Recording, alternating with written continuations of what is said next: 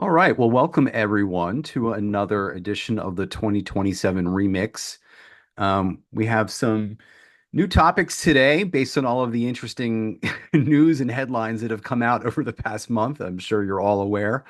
But before we dive in and get started with the conversation, Teresa, do you want to walk us through a little bit of a somatic practice?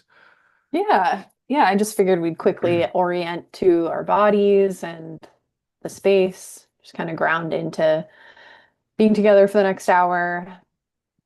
So, just starting to sense your body and any sensations that might be existing within your body in this moment. Noticing the space around you. Is there anywhere that your eyes are drawn towards that feels pleasant in the body?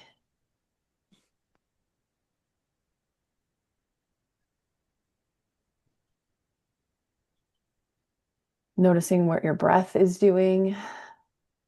Do you feel the need to take a deep breath? Are you having shallow breaths?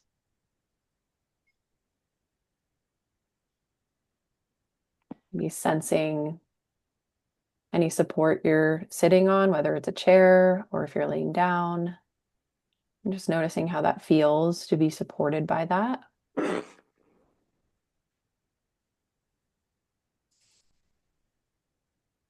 And just kind of taking note of how you're emotionally arriving today.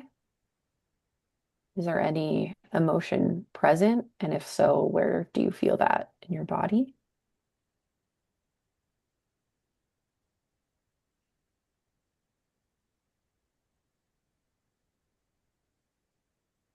Maybe just noticing how it feels to look at the screen, maybe to look at different faces that are here, whether it's a photo or video.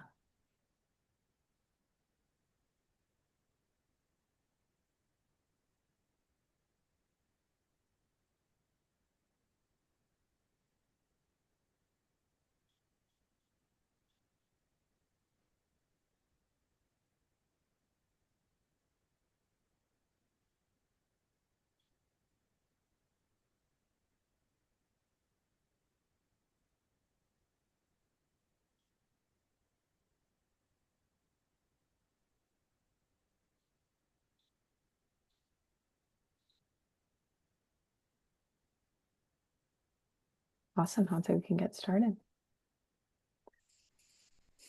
All right, and I would welcome y'all to come on camera if you're inclined. No pressure, but it just kind of creates more of a sense of being with you as a group. And again, if you have a question or a comment, just raise your hand or just feel free to throw it in the chat. So, where we were thinking of today is to start by just remembering that as we close this cycle, and really as we close any cycle, we're in a first line era, right? All global cycles actually start in the sixth line and they work backward, right? So that means that the cycle transition time is a time of first line themes, meaning fear and insecurity, right? And so that's why this is like an age old theme of fears that the world's going to end, society's going to collapse, and societies do collapse. That's obviously true. But it's surrounded by fear in these transitional times. So can you all see that? To the extent that you really understand, I know there's definitely a few analyst training students here, so I expect you all to definitely have things to say about first lines. But do you see these themes, right? And one of the most salient, right, on the world stage right now, first line theme is authoritarianism. And authoritarianism is popular to the extent that people are afraid. They're feeling uncertain, right? They want someone who seems to have solid, certain answers, strong conviction, who seems to be able to take charge when no one else can. So cycles always end with fear and authoritarianism rises to meet that fear. But it's a moment, right? It's a moment. So I just want to kind of take a pause and just check in with y'all. I saw Salongo nodding. If anyone wants to comment about anything, and look, it's all these first line themes, right? I mean, as Ra said, right, this is a moment where all truth will be revealed, whether we're talking esoteric truth, right, spiritual truth, metaphysical truth, right? Look at all that has been uncovered, not just with human design, but with so many profound new systems and mystical branches that have emerged, right, in the second half of the 20th century. And plus all the truth that's now coming out about the people in power, what they've been doing behind closed doors.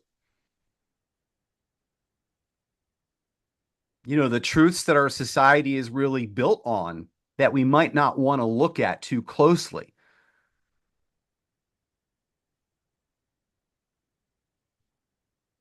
So I think that all of these end of times, right? The end of one cycle, the end of any cycle, I think it's a bitter pill to swallow, right? Whatever needed to get exposed is getting exposed and quite rapidly. And it became especially rapid when we're not just in the first line segment of this large cycle, but we're in the first color. And that's been off the top of my head the last 12, 15 years, I believe, roughly. It doesn't matter. The point is that we've moved into the most extreme, right? Security sense, right? And then you've got that fear motivation and on top of the first line themes. And that's why it's been especially dramatic as we get closer to 2027. Like authoritarianism has become, we could say it's become brazen. It's quite bold at this point. It feels quite empowered because all of the conditions which enable it, all of the conditions which empower it are there, are in place, are supportive of it. And there's a self recognition in that. This is their moment.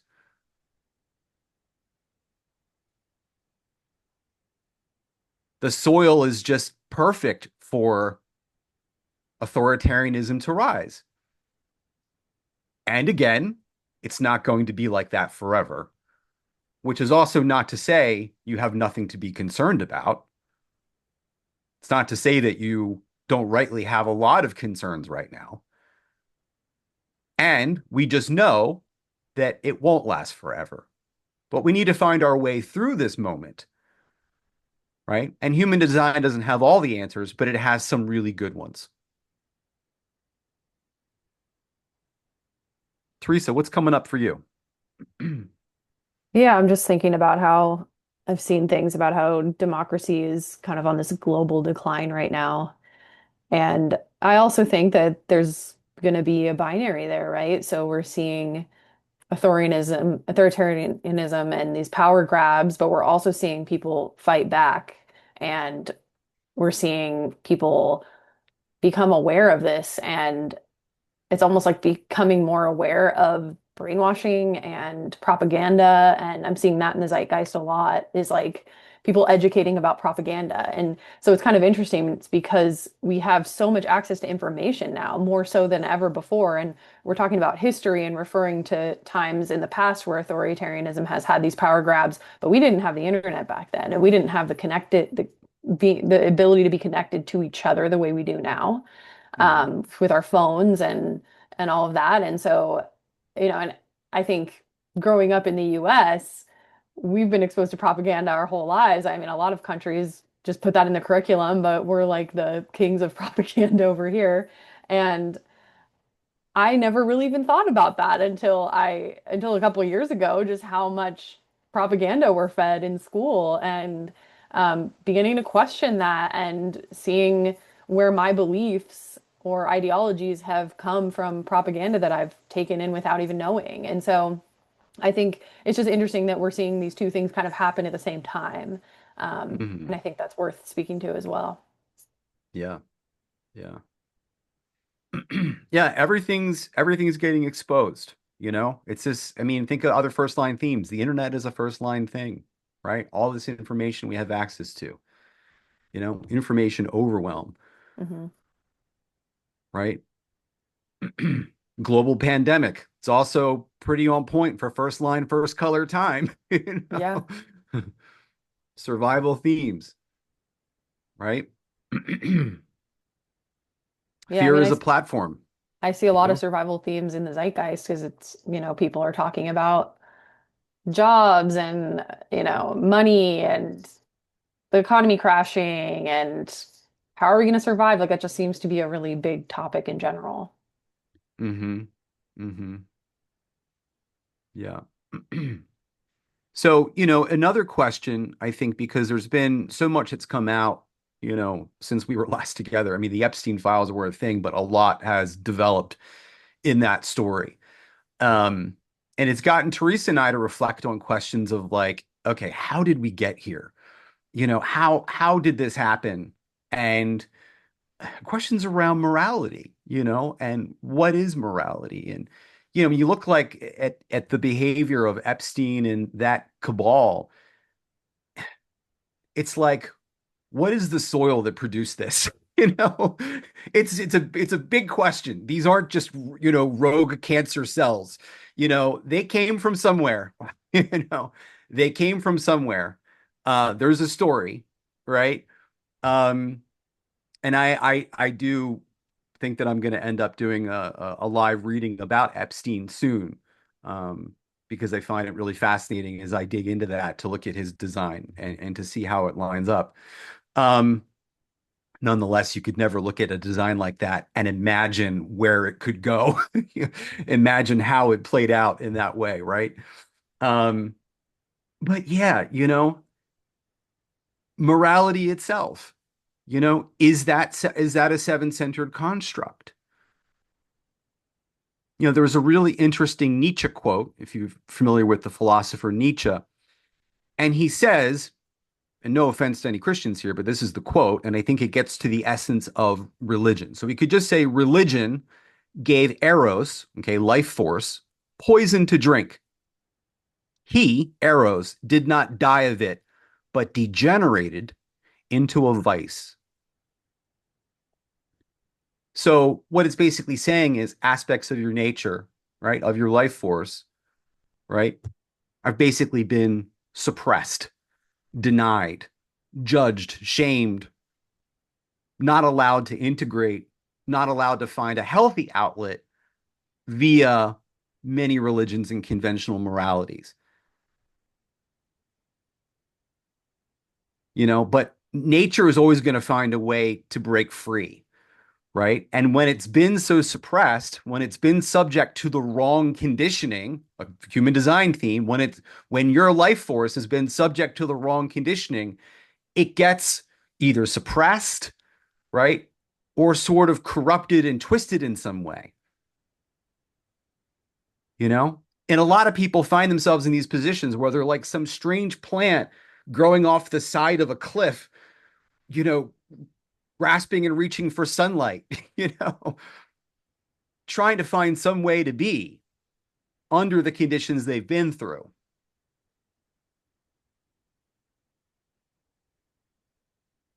So that's my feeling is we're getting all this really dark news and it's like it was always there and it's sort of like the byproduct of frankly unhealthy conditioning.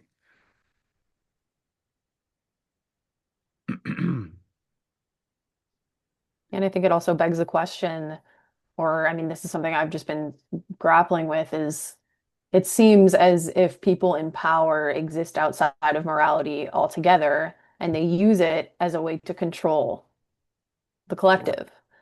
So when we look at religion, I see it as a tool to control, and the people who are actually like peddling it at the top and saying this is how you should operate aren't actually operating that way. In fact, they're doing some of the most obscene things we couldn't even fathom. Um, And so it really, I don't know, for me, it's like going into 2027 and going into this more individualistic time, if religion doesn't exist, or I mean, I don't know if it'll ever not exist in our lifetimes, but if it just loses its chokehold on people and loses its power, which we already see it doing, Hmm. it really comes down to individual morals. And what do you yourself stand for? What's important to you?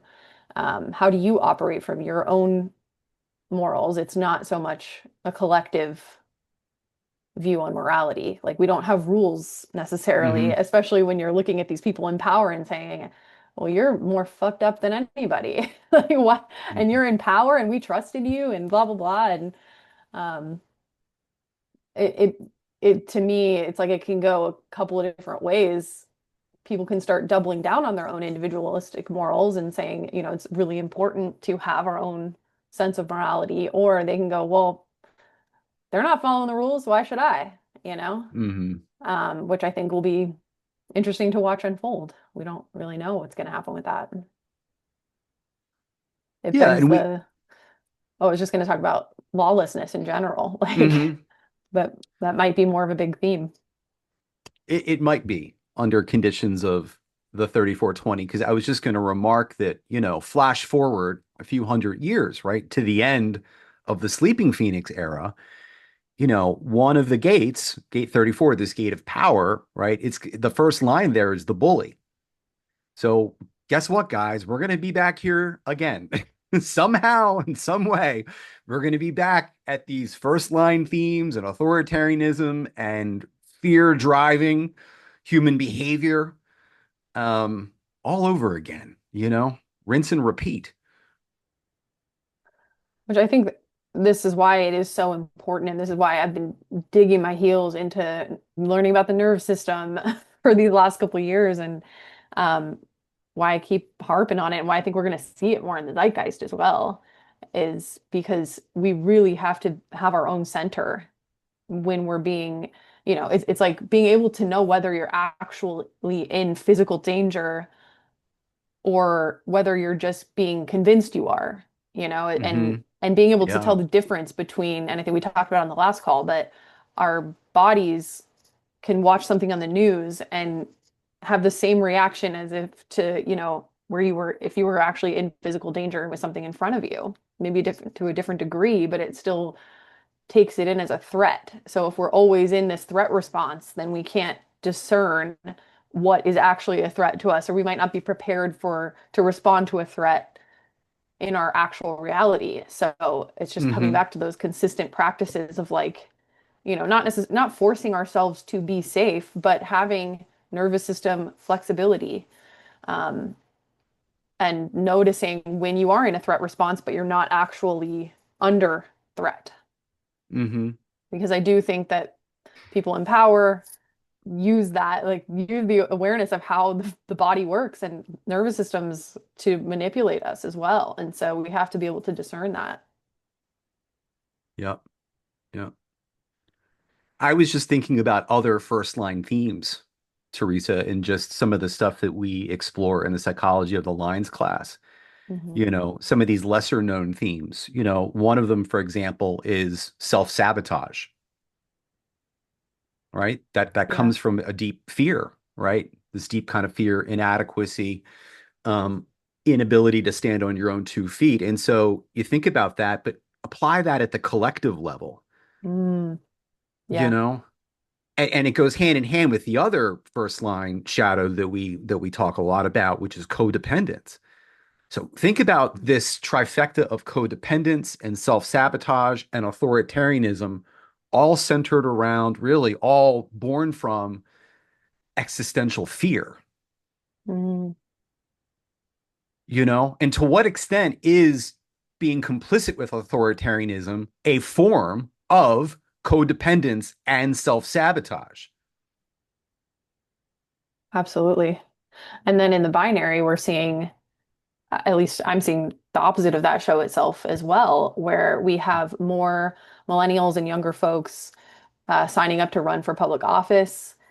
We have people actually being like, well, if this clown's in office, why couldn't I run? It's almost like this thing of Yeah. like, I can stand on my own 2 feet and I can do this. And it's this courage that's emerging in folks that I think is really important to take note of as well, even just for our own nervous systems to see, okay, yes, there's this happening. And then there's also the opposite of that happening, where people are really taking the power into their own hands and doing the research to learn how our systems work, which could be a first line thing too. Like, what's the foundation Yeah. of this? What power do Right. I actually have in this? How does the system work?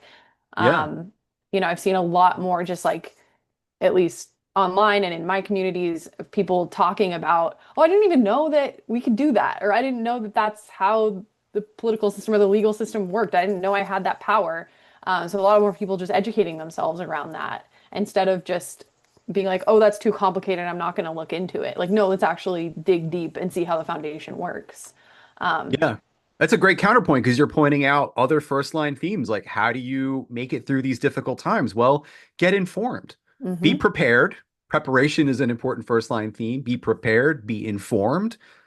You know, it pays to be an autodidact, right? Self-taught person now, right? Yeah. And you can do that now more easily than ever, right? That's the way you kind of counter the fear that just is going to overtake you, right? If you're ignorant to what's really going on, right?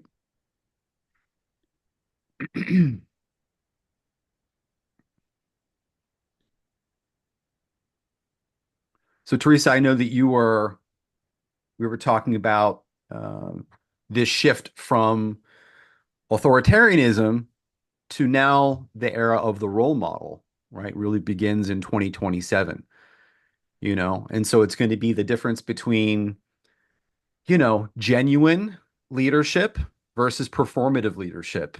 And, we talked about six lines last time, and they're kind of difficult, because the six line has been mutating and its time hasn't really come, right? And so I'm really sympathetic to the six line plight. And at the same time, it's like I'm really hopeful that I see more six lines in politics because they're abundant in politics, really stand for something and show up with authenticity. Because I think right now it looks like it's a lot of performance. It's a lot of look at me looking like a hero, kissing babies and whatever, the drill. Yeah, and it's a lot of talking about it versus being about it. I think we're used to getting that from politicians. And yeah, I tend to be informed on politics as best I can be nowadays. And somebody who I think is really interesting to watch is the mayor of New York City, Zoran Mondani, because we actually see him out there shoveling snow and we see him, his first day in office actually making changes and getting things done and being like, hey, that was actually pretty easy. They've convinced you it wasn't easy this whole time. Um, and so, and I think we're all a little sheepish to trust politicians. I'm kind of like one eye open on him just to be like, are you really who you say you are? And I think that's rightful to have discernment with anybody who's in a position of power and in leadership right now. And but if somebody keeps doing what they say they're going to do and keeps actually showing up and taking action and doing the work, I think they're going to win over the collective. And I think it's also going to shift how we view leadership in the first place.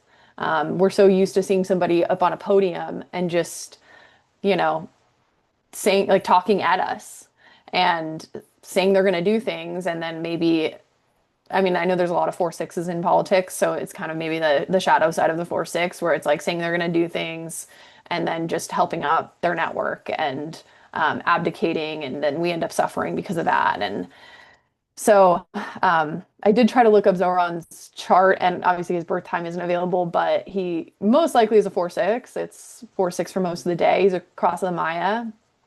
And it's like, of course he's a 4-6, we're leaving space for folks that will actually show up and do the work to come through and to show us what they're made of. And I really think that's going to be the thing that we look for in leadership, like in the Yeah. future. So, Yeah, I mean, well, and think about this other aspect. I do think that many of the qualities that we've been looking for in leaders are conditioned by channel of community and gate 9 and 16, mhm. right? We want them to be enthusiastic communicators, 16, and skillful.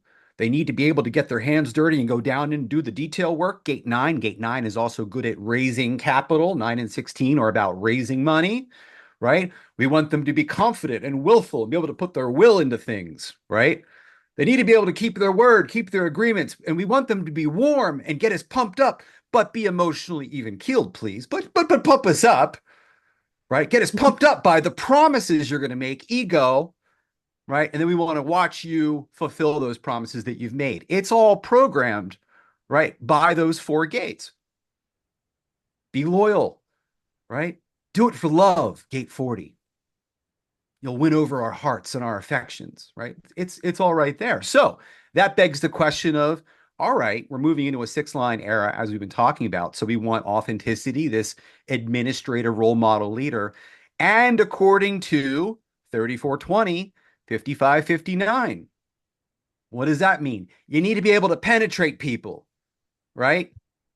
And you need to be able to, you need to be able to bond with people deeply and lift their spirits.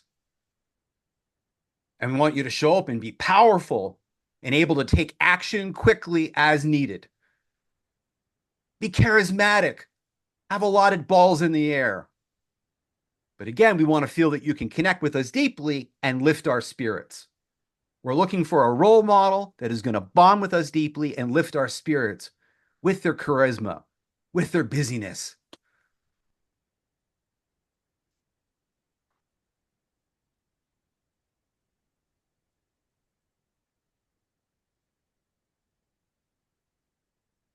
Yeah, it'll be interesting to see. I'm just, kind of forecasting in my mind and just based upon what we see currently going on. And um, yeah, it'll be really interesting to watch how it shifts politics and leadership in general. Mm-hmm. Mm-hmm. Yeah, watch the themes, right? It's going to be, as Ross says, and don't, I kind of hate the way this sounds because it sounds disassociative, but there's an aspect of life where you are watching the movie, it's like we're in a particular saga. Maybe this is a dystopian novel. We're going to find out, maybe that's the movie that we've been cast in, but it's going to be interesting to watch these, this is such a moment, right? What is it, about 450 years? What an astrological moment for planet Earth that we all get to live through and observe, with the benefit of this system, of this map.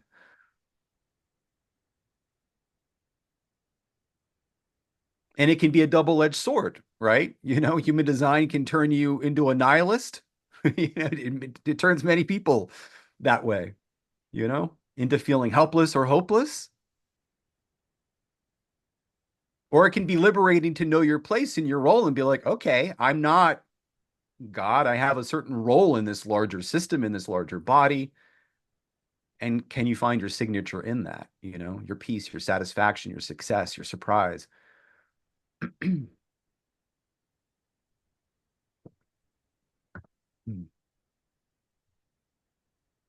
Don't let it become the human resign system. Famous James-ism. Yeah. Teresa's heard them all by now. Got my It's true top 10. though. Yeah, I mean it's true. I think it can be really easy just to be like, oh no, everything's collapsing and we're going down with the ship. And yeah, maybe that is the case, but we don't know how it's all going to turn out. And I tend to look, maybe I'm a 2/4, maybe this is inherently existing within my design, but I tend to look for the hope in the world. And I tend to have pattern recognition for that and to be able to see oh, this makes me feel hopeful. And there are really cool things happening too. And and I think also with individualism comes innovation. And we Mm, don't know a world yet where the background frequency is is run by innovation and individualism. And yeah, there can be some dark aspects to that for sure, but I think there can also be a lot of cool shit that happens. And yeah, we get to watch and find out and also just experience it in our bodies. And I think that's also part of what Gate 20 will influence is just like being present and not necessarily in the spiritual sense, but just present with what's happening around you in any given moment. hmm Megan asked a good question in the chat. She said, "So what happens when we use human design to become so objective and distanced that we no longer fully participate in life?" Well, that's something that Teresa and I are really concerned about and Yeah. talk a lot about to help y'all sort out the difference. I mean, I think that's why connecting to your body is so important and being aware of it and your relationship to it. And to me, I think I could have easily gone down that path. You know, I can transfer to innocence and um, I think it is easy for me to just kind of ignore my body if I just get into a groove of doing that. Yeah. And it is a constant practice for me to not allow that to happen and you know if it does happen it happens. I watch it and there's an awareness practice to that, but I also think it's important to connect to our humanity. And I think that's also in our relationships with others. I mean, for me personally, I still really have been or more now more than ever prioritizing my in-person relationships with others and um, you know, co-regulation with others. And I think that's also partially what makes us human. And I think that's a question I'm asking myself a lot is like, what makes us human and how do we continuously Yeah. come back to our humanity? Because I think it's hmm really easy, just especially in this age of the internet, just to kind of go into the Maya that is the internet and kind of forget what's around you. hmm hmm By the way, I suspect co-regulation is going to become a very more widely practiced consciously in the coming era because that's just 55, 59 stuff. That's the way Yeah. those gates are going to operate.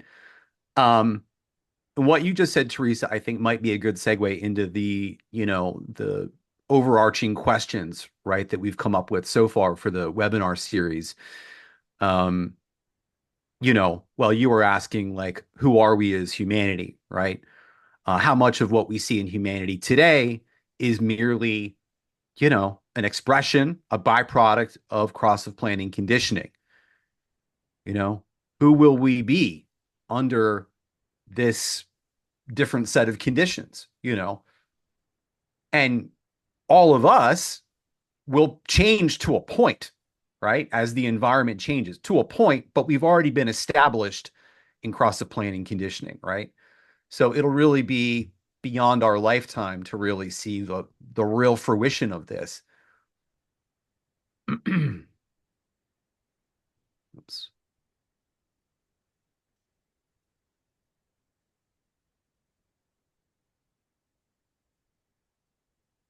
Isaac left a comment. He said, "That's interesting, Megan, because I've spoken to others who feel that way, as have I. I feel completely the opposite. When I witness myself making decisions correctly, I think, and watch how everything seems to work out, I feel like human design is bringing me closer to a connection with life. A lot of my experiment has been moving towards fear and finding there is nothing to be afraid of." Oh, that's great. Yeah. Yeah, that's really beautiful. And you know, I found the same for myself too. Again, I think just nodding to the binary of everything and or I guess the spectrum of it all. Um, Human design really kind of broke me out of being in borderline spiritual psychosis where I was just off in the clouds all day long and, you know, trying to have out of body experiences and just really wrapped up in the spirituality of life and forgetting the whole nature of being in a body. And yeah, human design has I would say I don't want to say it saved me, but it for sure uh, mutated me in that moment, and it was kind of like a lifeline for me and brought me into observing life from an embodied place. And I think that's the hmm that's the Interesting ticket here. paradox. Yeah. Yeah. Yeah. Is like Yep. what happens. Like I'm doing this practice right now, um, where it's this program called syllabus, and it's just a way to reconnect to your creativity. And you have a daily diary and you just name off things that you heard and things that you did and things that you saw. And it really causes you to slow down and look at things with a lot more curiosity and pause and to kind of like think about your day and think of all the things that you saw and even sentences that you heard people say. And then, um, yeah, it's just really causing me to like kind of be more in communion with my external reality and with my body and my imagination and all of these things that really are a part of being human, and creativity as well, you know. And so I think there's something around noticing like the beauty in the mundane and noticing how things feel in our bodies and that goes along with if you're really taking on this experiment, you kind of have to do that eventually. It's like you have to have curiosity. Like if you're a generator, you have to have curiosity as to what do you respond to? Like what creates energy in your body in your external world. Um, Hmm. so yeah, I think that's really beautiful as well. Yeah.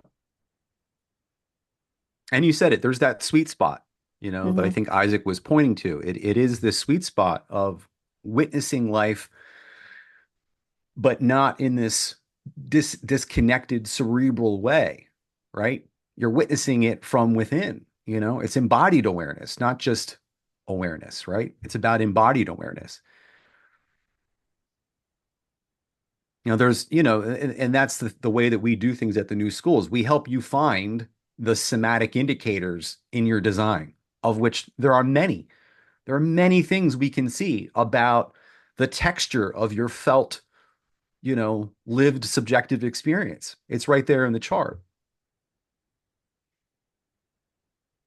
Yeah, and that's more important than anything. And I think human design is a pathway to get there. And that's why I connect to it so much. It's a framework to get there. But even within that, there's going to be so much individuality. And to me, that's like the fun of it is the exploration within yourself that it can just frame for you. I think ultimately a system that is helpful and helps us be more embodied is one that brings us deeper into ourself and having a curiosity for that. Hmm. Teresa's keynoting her own channel of curiosity. I like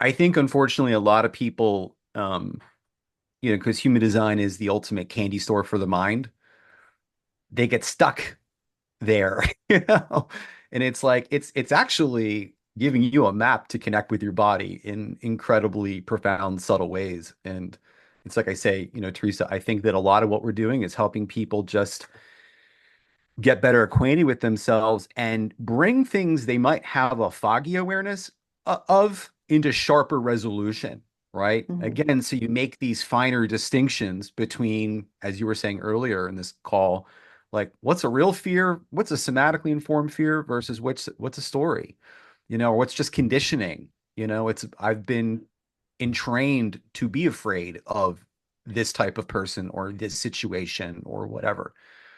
Mhm. But where am I at in all of that? And these are deep questions that, you have to peel over time usually.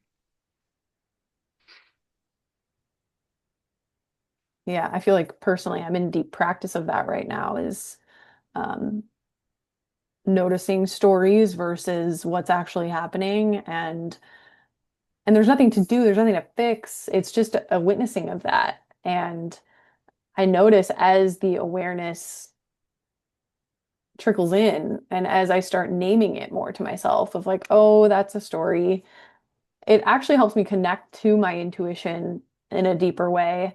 And I'm Mm. more aware of the contrast between like an actual intuitive hit, like as a defined spleen, Mm. an actual intuitive hit versus a fear story that is just like, you know, going Hmm. round and around and around. And it's like my life and my universe right now is forcing me I don't have a Hmm. choice right now. It feels very choiceless to me. I'm like being forced into anchoring deeper into that way of operating, of being able to be aware of those things and not making decisions from that place. And trust me, my mind has tried to make decisions from that place of the fear story, and nothing ever lands when it does. And so it's Hmm. just, I think it just goes to show, like, I've been in human design for 8 years now, and to me there isn't this like aha moment of deconditioning. It's just like a thousand aha moments that Yeah. go deeper and deeper. And um, at least I feel like the last 8 years were a lot of conceptualizing and a lot of like wondering and like, well, what would I do if that happens? Or da da da. And now I'm in this thing of, well, you actually have to see what happens now. You actually have to live it and embody that and um, practice that in your life, not just conceptualize it. Mm. Mm. It really is a humbling journey, isn't it? It's Yes, and so is motherhood and postpartum in that season of life that I'm in. And so mm. it's yeah, it's kind of all coinciding at the perfect time. Hmm. So two other central questions here are things truly getting worse?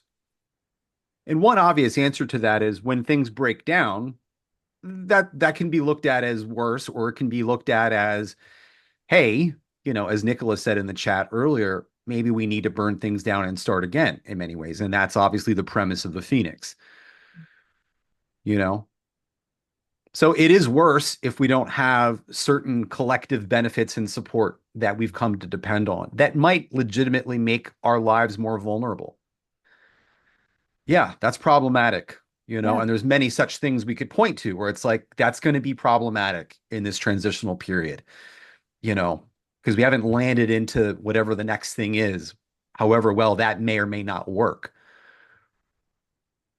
Yeah, we've come to rely on, I see a lot of like gate nine, like people having the energy for the details. And like something that just comes to mind is like food regulation and making sure that the food we eat is safe and doesn't contain listeria and those things. And we've already seen listeria outbreaks and people like things getting deregulated. And yeah, that's scary. Like that is a problem. So I think again, it kind of comes back to like what stories are we making up around that and what's actually happening. It's like, yeah, that's something to be aware of. When you go buy meat, really kind of tune into your body and maybe smell that and, make sure that just because it says it's okay, we can't necessarily trust that anymore. We have to Trust your kind of pause. cognition. Yeah. Yes, Teresa's got to exactly. Teresa's got to read the vibe of the meat. Yeah. I have to I've like got do it. some energy Right. work on the meat real quick. Yeah. Just Reiki the meat. It'll be fine. But yeah, I think these are things that we're gonna be seeing as these systems break down and as we lose trust and lose reliance in them. Um, it's like I look at what's happening in Minnesota right now and how um, the folks of Minnesota haven't been able to trust cops. And I mean, that's something that's been a thing for a long time and hasn't necessarily affected everybody. But it's like what what does a collective do or a community do when you can't trust the people that are supposed to quote unquote keep you safe and they actually start turning on you? Um, Well, so that's a rift yeah. between tribalism and collective, right? Like, what have we seen here is that there are secret cabals. That's tribalism, right? And those cabals are not actually invested in the collective. That's the inherent tension of cross of planning, right? There's been a Mhm. real development of the collective. The tribe is threatened by that. And at the end of the day, even those who are collective by design and who are just playing on the collective level, at some point, to really succeed in the collective level, it's because you're part of a tribe. It's because you went to the right school or you're part of the right network and the right families and the right da da da da, all the things, right? So it's that is intrinsic to the era that we're closing. And somehow that's not going to be what it is moving forward. Yeah. I mean, I think about how in the zeitgeist, it's like white supremacy is a big topic as it should be right now. And we're having to really unpack that and seeing how being a part of that quote unquote tribe has allowed you to live a certain way. And yeah, I think it's just a lot of these topics that are coming up are very timely for what's going on around us. Yeah.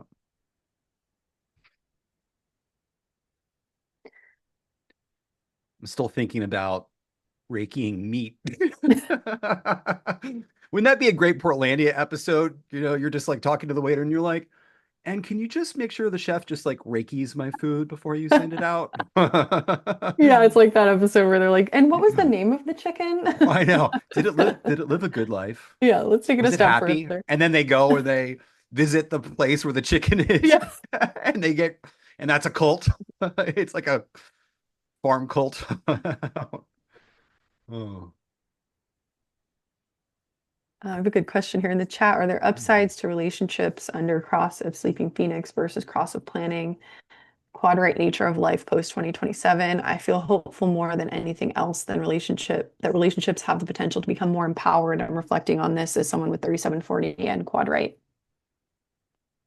Yeah, it stands to reason. I mean, that's going to be the theme. So, um, you have the 3740. I mean, so unless you also have individual circuitry, then romance and empowerment isn't really your true trip.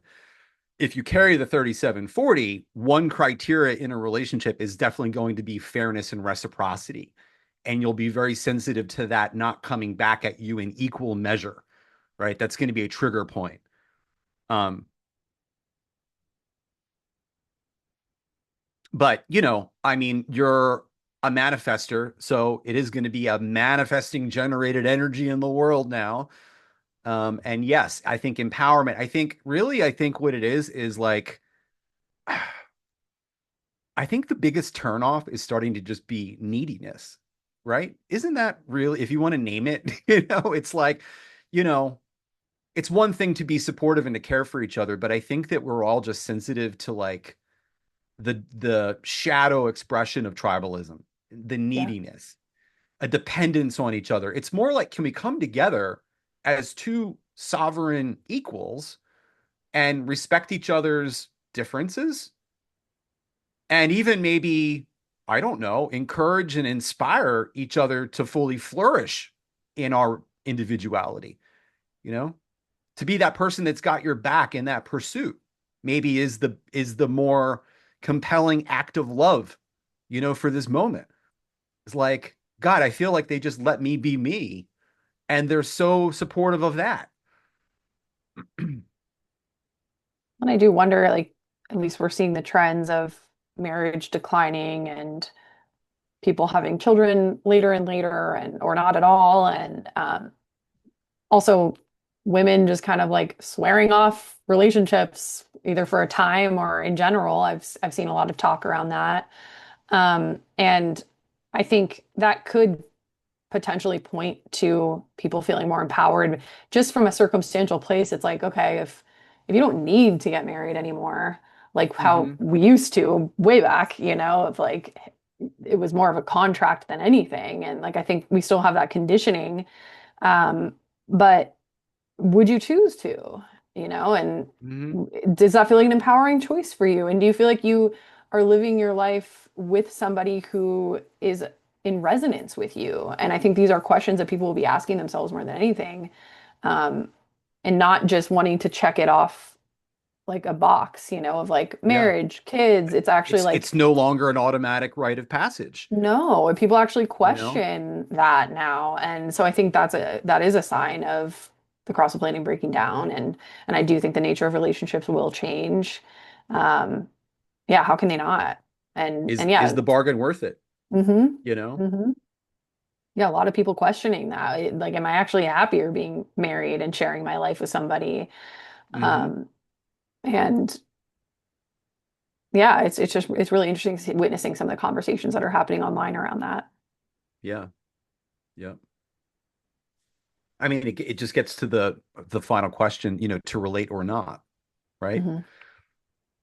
And it's just, technology is going to enable you to just meet more and more needs independently. Where we already can do that to such a great extent. It's just going to, continue to some point in post 2027 before the energy just kind of dwindles out for that kind of stuff, you know. Um,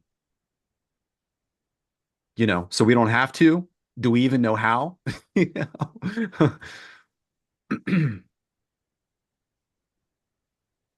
Yeah, can we? I mean, that's a question I ask myself a lot. Is something like I have 659, but I also have a lot of individual circuitry in my design, and that's a question I grapple with a lot. Is like, how can I deeply relate and connect without losing myself?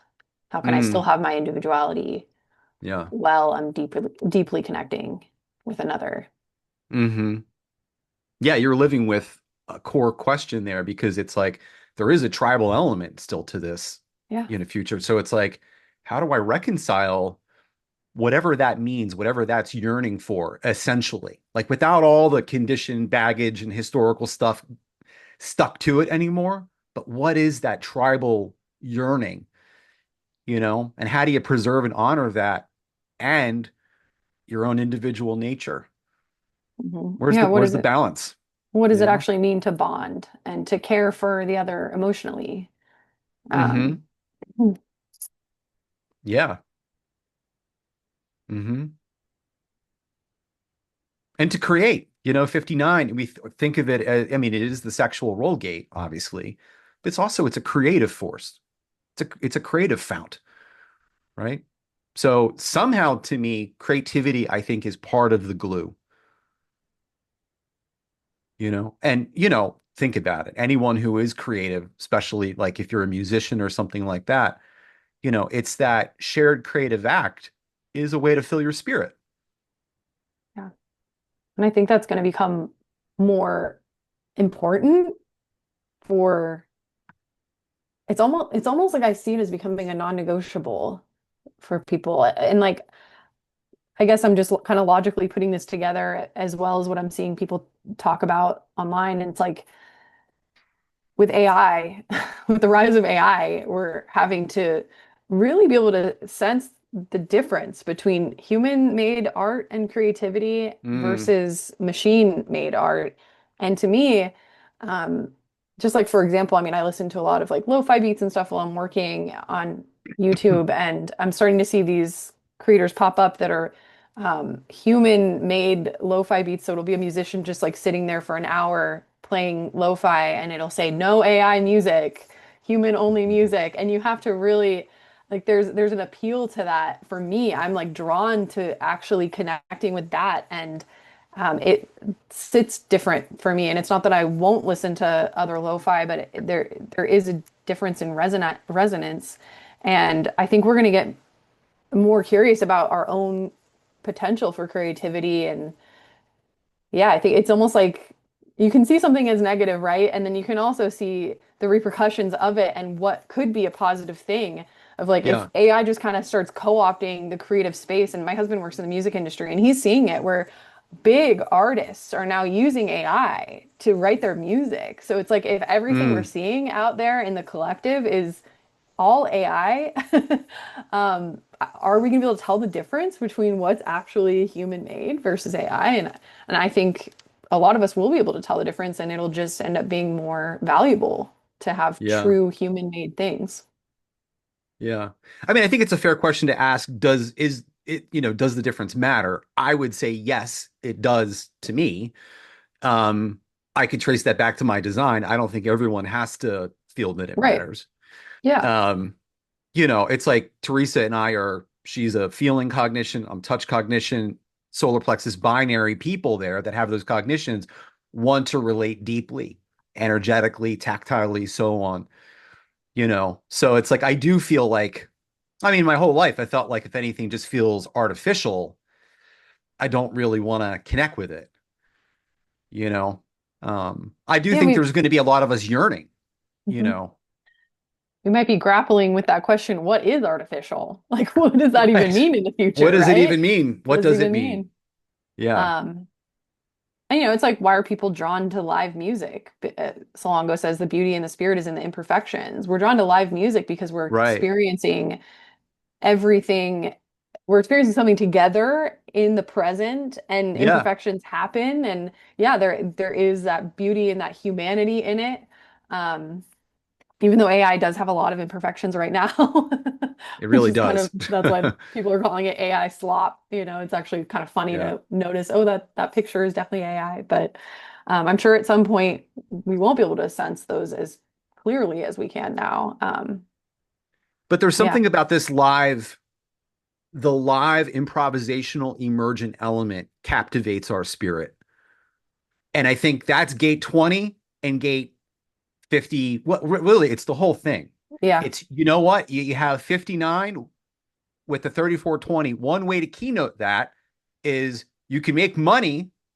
So you're going to be able to survive through your creativity. And then expressing that creativity in the now, gate 20, is what's going to lift people's spirits, 55. Mm, Display, express, communicate, manifest your creativity now with the vulnerability of that, and that will be the thing that lifts everyone's spirits. And we're just pointing out what is already happening and will now become the new currency, right? It's going to proliferate. And to hmm. me, that's a cool thing to look forward to because I'm already doing that. I love live music. I mean, if you know anything about me, it's like I have to live in a town that's got a good music scene and like I'm very tapped into that.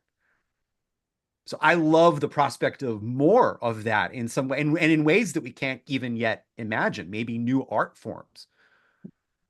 Yeah, I mean, this is even just I'm a big topic that I'm seeing with like on the world stage with with the Winter Olympics that just happened. There was a US ice skater that won gold, and the commentary around her was just she seemed so present and so embodied, and like she was enjoying herself. And she, in her interviews, she was like, I did this for myself, and I didn't follow these rules, and I helped create this, and um, it just to me was very like individualistic energy and creativity and embodiment and flow state.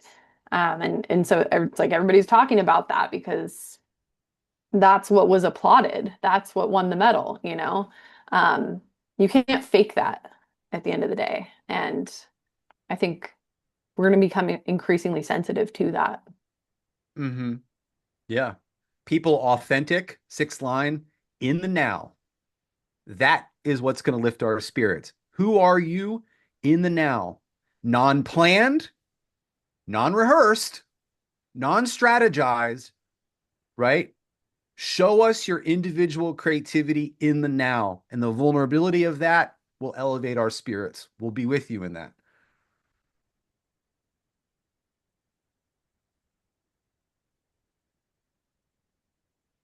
Well, that might be a good note to end on. I was gonna say I could keep going, but Like, I here, felt here. I felt the heretic I just feel like we should do a cheers. yeah. Oh. The heretic hath spoken. Yeah. Like I feel like a trumpet should have just Oh. Well, that's like this moment, right? I mean, that's kind of like what Teresa and I love is creating containers for this. A simple premise, a meandering emergent conversation that hopefully has, touched you in some way, lifted your spirits. Yeah, it's becoming increasingly, I know we talked about it last time, but increasingly difficult to plan. James and I are always kind of like, oh, what are we going to talk about? And then we're just having to trust that, you know, the Well, conversation will flow and the spirit will be here. yeah. And we've done this enough. We know that it always is, but sometimes we wonder, Yes. because that's what you do with the spirit. You don't know. And Yeah, you we have the don't know. gate. I just know the theory of the gate, but it is sort of like, well, where is it at? It's elusive and shit. Is it going to show up if we come at this in the right way? Will it be there? Hmm. You know?